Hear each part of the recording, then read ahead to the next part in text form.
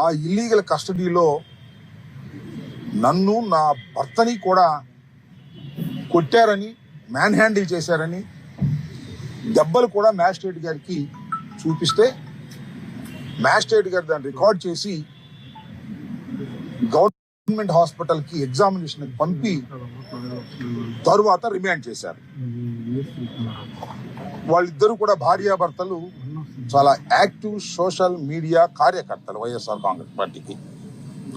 ఈ ప్రభుత్వం వచ్చిన తర్వాత తెలంగాణ వెళ్ళిపోయి నివసిస్తుంటే వారిని కావాలని పట్టుకొచ్చి వేధించే కార్యక్రమం చేస్తున్నారనేటువంటి ఉద్దేశంతో నిన్న జైల్లో ఉన్నప్పుడు చిలకూరుపేట మాజీ శాసనసభ్యురాలు, మాజీ మంత్రి గారు రజనీ గారు వచ్చి పరామర్శించి వెళ్ళారు. ఈరోజు మేమందరం, మేయర్ గారు, నేను, అప్పిరెడ్డి గారు, అలాగే పేర్ని నాని గారు, ఇంకా తదితర మిత్రులం అందరం వెళ్ళి మళ్ళా పరామర్శించి వాస్తవాలు తెలుసుకుందామనే ఉద్దేశంతో మేము ఇక్కడికి పర్మిషన్ పెట్టుకుని ఇక్కడికి రావడం జరిగింది. చిత్రం ఏంటంటే మేము ఇక్కడికి వచ్చేటప్పుడు వాళ్ళిద్దరు లేరు. మేము వచ్చే ముందు ఒక 10 నిమిషాల ముందు, 20 నిమిషాల ముందు, 5 నిమిషాల ముందు నాకు కరెక్ట్గా తెలియదు, కానీ ఇక్కడ నుంచి వేరే చోటకి తీసుకువెళ్ళారు. పీటీ వారెంట్ వేసి వేరే చోటకు తీసుకువెళ్ళారు అనే సమాచారం మాత్రం మాకు వచ్చింది. ఎక్కడికి తీసుకెళ్లారో తెలియదు. శ్రీకాకుళం తీసుకెళ్లారో, రాజమండ్రి తీసుకెళ్లారో, చిత్తూరు తీసుకెళ్లారో, ఎక్కడికి తీసుకెళ్లారో మాకు కరెక్ట్ సమాచారం లేదు. అక్కడ కూడా ఈ కేసులు పెట్టి వేధించేటటువంటి కార్యక్రమం చేస్తున్నారు. ఇది రాష్ట్రంలో టోటల్గా జరుగుతున్నటువంటి విధానం. రాత్రి 12-1 గంటలకి ప్రొడ్యూస్ చేశారు. అప్పుడు మ్యాజిస్ట్రేట్ గారు రికార్డ్ చేసుకున్నారు. చిత్రం జరుగుతూ ఉన్నది వాళ్ళ రాష్ట్రంలో. ఈ ఒక కేసే కాదు, వాళ్ళు చాలా మందిని, మేము రామకృష్ణారెడ్డిని, వెంకటరామరెడ్డిని, అశోక్ రెడ్డిని, మాకు సంబంధించిన వాళ్ళందరినీ కూడా మేము వారితో మాట్లాడాము. మేమందరం బృందంగా వెళ్ళి ఇక్కడ ఇంకో కేసు కూడా చెప్తున్నా. నిన్ననే Varra Ravindra Reddy is also social media activist. ఆయన ఎప్పుడు ప్రొడ్యూస్ చేశారు తెలుసా? రాత్రి 12ంటికి, 11ంటికి. ఎందుకు ప్రొడ్యూస్ చేస్తున్నారు వీళ్ళు రాత్రిపూట? ఒకటే, ఇల్లీగల్ కస్టడీ చేశారు కాబట్టి, వారిని కొట్టారు కాబట్టి. ఈ కొట్టిన విషయాన్ని పబ్లిక్ కోర్టులో అంటే పగలు జరిగేటటువంటి కోర్టులోకి వెళ్ళి ఆ కోర్టులో ఉంటే వాడికి ధైర్యం వస్తుంది. ముద్దాయికి అప్పుడు దాకా పోలీస్ కస్టడీలో ఉంటాడు కదా, భయంతో ఉంటాడు. చుట్టూరా పోలీసులు ఎవరు ఉండరు.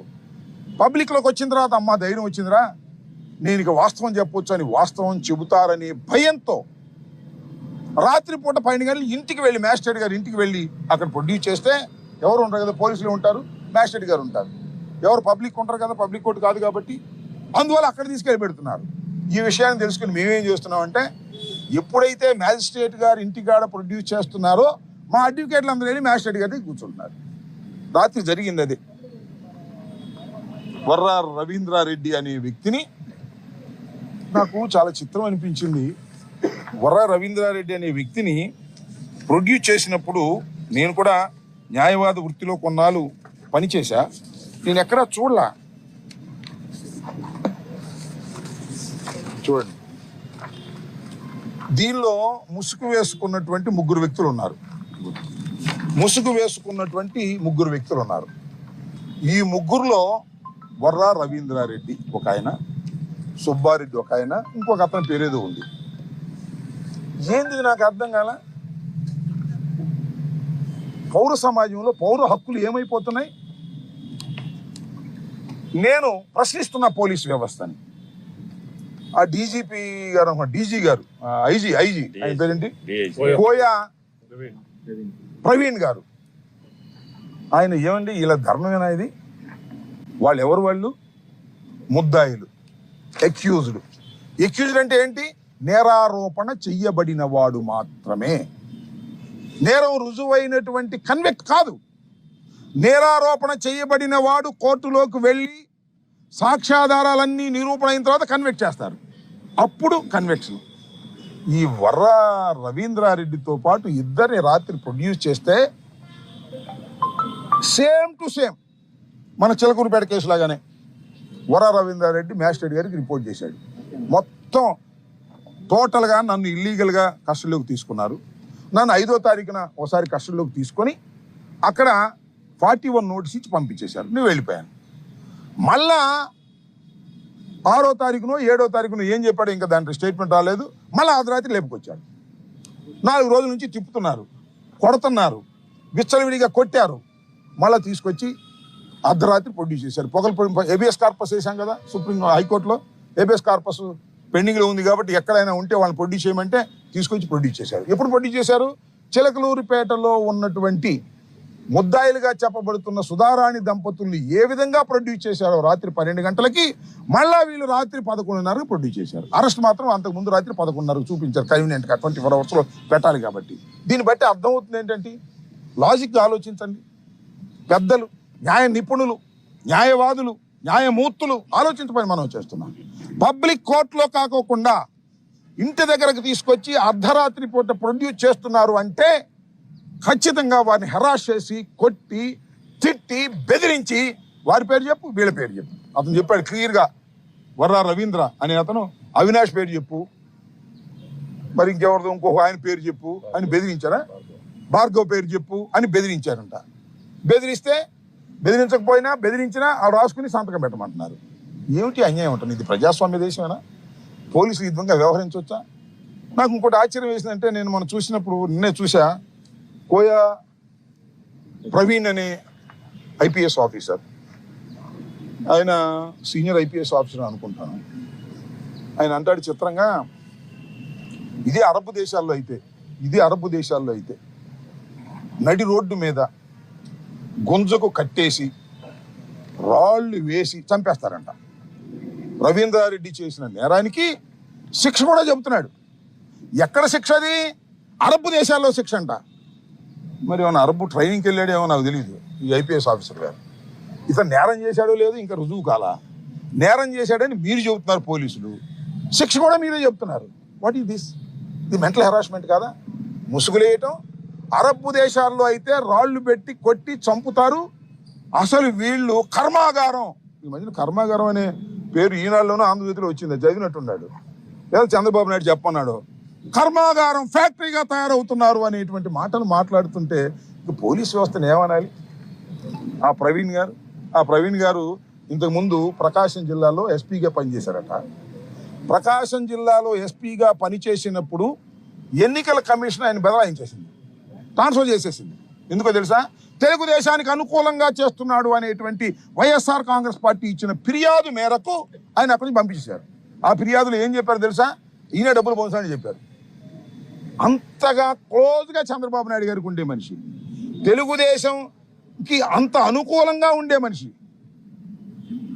కాకి బట్టలు వేసుకున్నాడు కానీ లోపల బన్నీలు గిన్నెలు అన్ని పచ్చ చేసుకున్నట్టున్నాడు ఆయన మహానుభావుడు.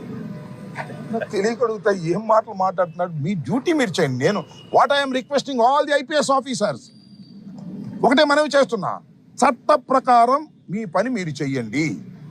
అంతేగాని ఎక్స్ట్రా కామెంట్స్ ఏంటి నాకు అర్థం కాలేదు. అరబ్ దేశాలు అయితే అలా శిక్షిస్తారు, ఇక్కడైతే ఇలా శిక్షిస్తారు. ఇతను ఇంత పెద్ద నేరం చేశాడు, లేదు నువ్వు కాదుగా నిరూపించాల్సింది. You are after all a investigation officer, that's all.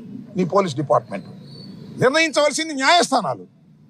ముద్దాయిల్ని మీరు కన్విక్టెడ్ లాగా బిహేవ్ చేస్తున్నారు. ఇది ధర్మం కాదు. ప్రజాస్వామ్య దేశంలో కక్షగట్టి అందరినీ ఇరికించాలనేటువంటి ప్రయత్నం చేస్తున్నారు. ఇవాళ చూశారు కదా, బెయిల్ రావడం లేదు ఎవరికి కూడా.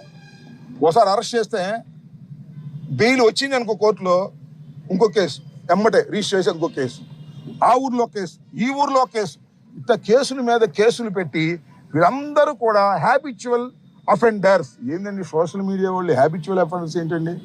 నేను పెట్టను పోస్టింగ్లు, నేను ట్విట్టర్లో పెట్టను పోస్టింగ్లు, విమర్శ చేస్తూ, రాజకీయ విమర్శ చేస్తూ. ఏమిటి అన్యాయం అంటున్నా? పరాకాష్ఠకు జరిగింది.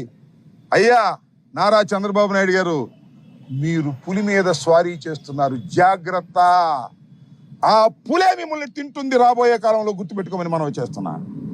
ఇంత ఘోరంగా అన్యాయంగా మా సోషల్ మీడియా కార్యకర్తల్ని ఆయన అంటాడు. నేను ఒకటి అడుగుతా ఉన్నా, మీ ద్వారా ప్రజలను అడుగుతా ఉన్నా, పోలీసులు అడిగడిగి ఇసుకుపడుతుంది మాకు.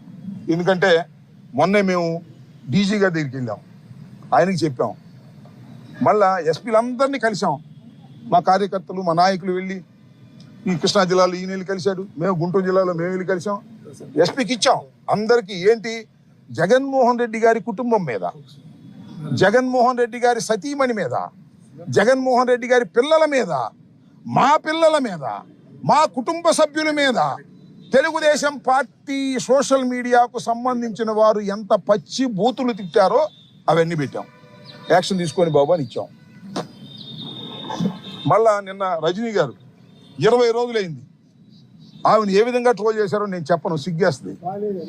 ఆమెని ఎంత ఘోరంగా ట్రోల్ చేసి టీవీల్లో చేశారో వాళ్ళని మేము ఎస్పీ గారికి ఇచ్చాం, డీజీపీ గారికి ఇచ్చాం. No action till now. ఏంది స్వామి నాకు అర్థం కాల. డీజీ గారు లేదా కోయ ప్రవీణ్ గారు లేదా మరొక పోలీస్ ఆఫీసర్ గారు నేను అడుగుతా ఉన్నా, అయ్యా వాళ్ళు మా మీద పోస్టులు పెడితే మీరు పట్టించుకోరు, మమ్మల్ని తిడితే మీరు పట్టించుకోరు, ఏంటి మీరు ఇంకా కాకి పట్టలేదు మీకు? చిత్రం ఏంటంటే హర్షవర్ధన్ అనుకుంటాను ఎస్పీ కడప జస్ట్ ఒక 4 రోజుల క్రితం ట్రాన్స్ఫర్ చేశారు. ఎందుకో తెలుసా ట్రాన్స్ఫర్ చేసింది? ఈ వర్రా రవీంద్ర అనే వ్యక్తిని 41 నోటీస్ ఇచ్చి పంపిస్తా అంట. అరే 41 నోటీస్ పంపుతా ఉంటాయి నువ్వు? చంద్రబాబు గారు ఏం చెప్పారు? లోపలేమన్నారు కదా, మక్కలు ఎరగొట్టమన్నారు కదా, మీరు మక్కలు ఎరగొట్టలేదు, లోపలే లేదు, చట్ట వ్యతిరేకంగా మీరు పనులు చేయలేదు, తీసేయ్ అన్నారు. పాప ఆయన ట్రాన్స్ఫర్ చేశారు.